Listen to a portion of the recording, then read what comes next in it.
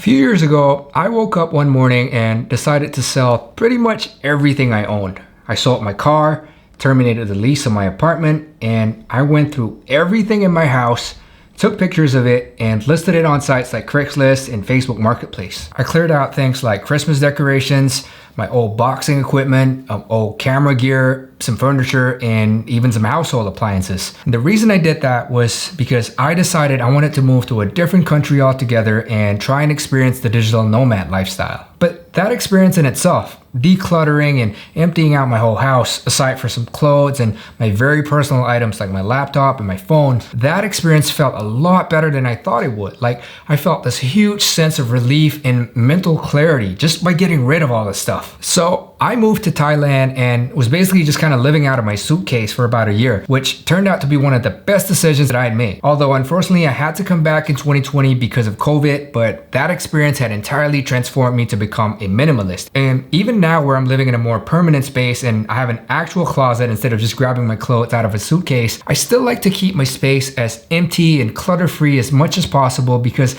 not only do I feel a sense of peace and mental clarity without having a ton of stuff lying around, I've been able to save so much money because I've stopped buying a ton of things. So in this video, we're gonna talk about the things that I've stopped buying, which has helped me save and in fact even make me more money as a result. The first thing I've stopped buying are new clothes. Now, typically, I only wear the same black t-shirt, and so I have like a whole stack of them in my closet, and from time to time when they start to wear out, then I'll go out and get some new ones to replace it. I like doing this because, first of all, I don't have to spend a ton of money on clothes, and secondly, I don't need to spend any time thinking about what to wear, and this actually translates into more time for me to do more productive things like working on my business, and indirectly, this has enabled me to make a lot more money. I've read articles about how some billionaires like to do this and have the same outfit on all the time because it reduces decision fatigue, so surely there's some science behind all of this. Also, I'm thankful to be in a position where I don't have to go to a job that requires certain clothes like dress shirts or whatever, so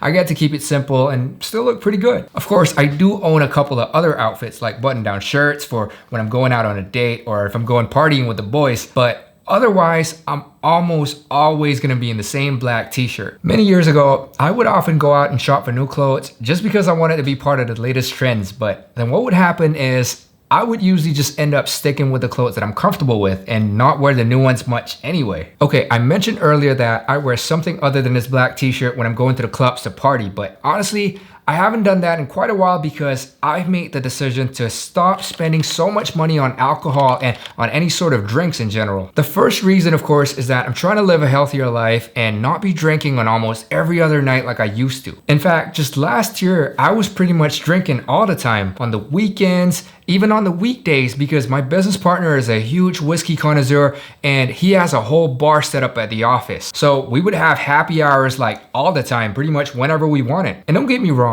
I do enjoy a nice glass of whiskey from time to time, but this year, I've made it my New Year's resolution to not consume as much alcohol because I realized I was spending so much money on it. And this is simply due to the fact that alcohol has one of the largest markups in the food and beverage industry. And depending on where you live, like for example in Utah, there's an 88% markup on liquor. So just by cutting out alcohol, I've not only been able to save money, but I've also been able to make more money because instead of staying out all night and then nursing a hangover the next morning, I'm able to be more productive and do more important things to grow my business and increase my income. But of course, I'm a young man and I still do like to party sometimes, so the only exception for me now is when I'm traveling. Like if I were to do a trip to Bangkok or to Bali, then I'd allow myself to just go ham and get absolutely hammered because one, I'm on vacation, and two, liquor prices are a lot cheaper in those parts of Asia as compared to here.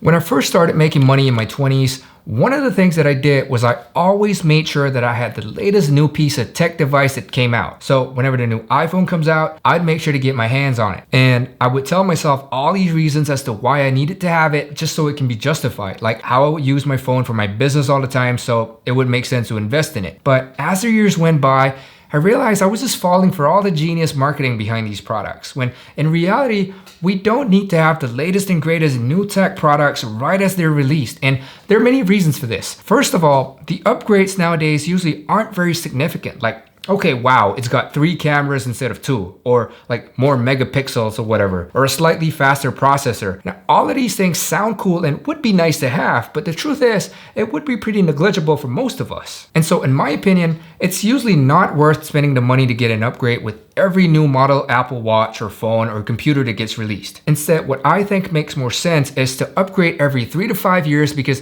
that's when the tech advancements could be a little bit more significant. Also, by then, your existing device would probably not be working as well as it used to, like maybe the battery doesn't hold the charge as well. And this is what I've been doing. In fact, I've used the iPhone 10 for like a good 5 to 6 years before I got a new one, only because the old phone started getting slow and the battery doesn't hold the charge as it used to, and I'm constantly needing to plug it in. Besides that, I also think it can be quite a hassle to switch over to a new phone and transfer all of your data over. I mean, yeah, now they've got all these new features to make it easier, but for me, I still feel like it's a distraction where I could be spending my time on more productive things. When I think about it, I've saved quite a significant amount of money from all those years that I chose not to spend thousands of dollars on new tech devices and instead was able to reinvest it into growing my business.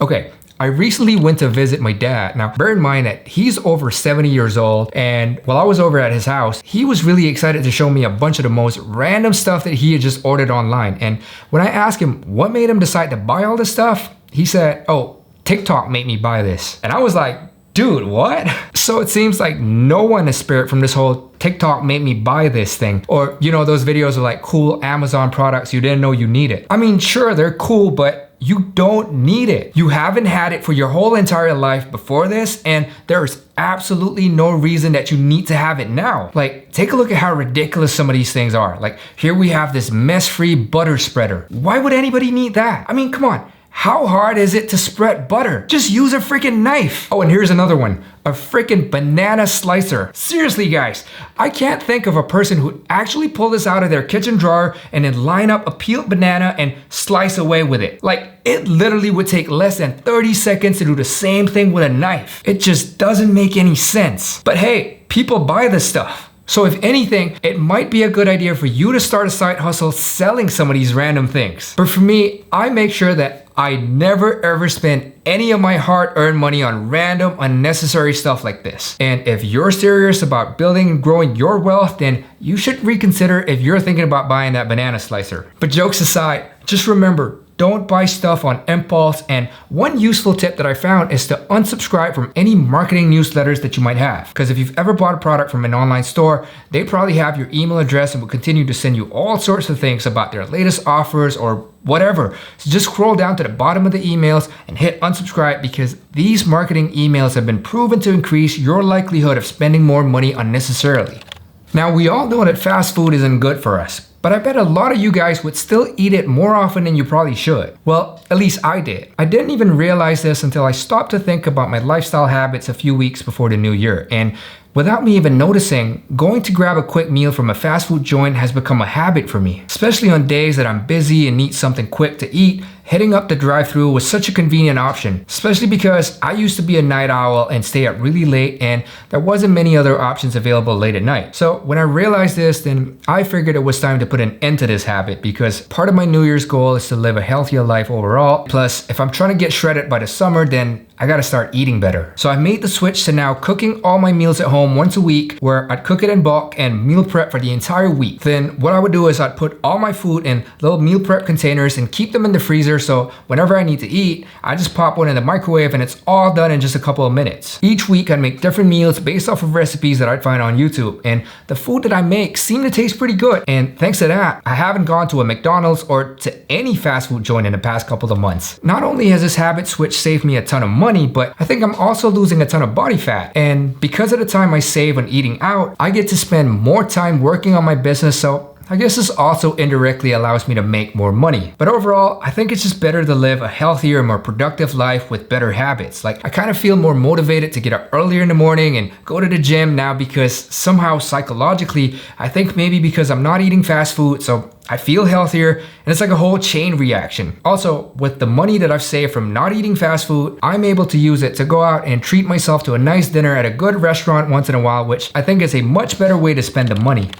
When I was in my 20s and first started making money, all I was thinking about was just flexing and trying to look like I was successful. I kind of cringe when I think about it today, but I guess at the time, my younger self just didn't know any better, and as a result of that, I ended up spending way too much money on buying expensive cars. Sure, they were really fun to drive and I really enjoyed it, but the real underlying reason that I got them was for me to look a certain way to other people and sort of elevate my status, which was a really dumb thing to do. So now that I've grown a little older and maybe become a little bit wiser, I prefer to buy cheaper used cars, as long as they're still in a decent condition, because not only do I save on the cost of the car, but I also save a ton of time in maintenance, because with a used car, I don't have to be all precious with it and take extra care of it, compared to when I had a Benz or BMW. I would get it washed every week and have detailing done and all that stuff. Now I drive a beat up old Hyundai, and I honestly can't even remember the last time I ever got the car washed. Also, I don't have to worry about any minor dings or scratches because the car isn't new anyway. And new cars just don't make any sense from a financial standpoint because they have the highest depreciation. When you buy a brand new car and drive it off the lot,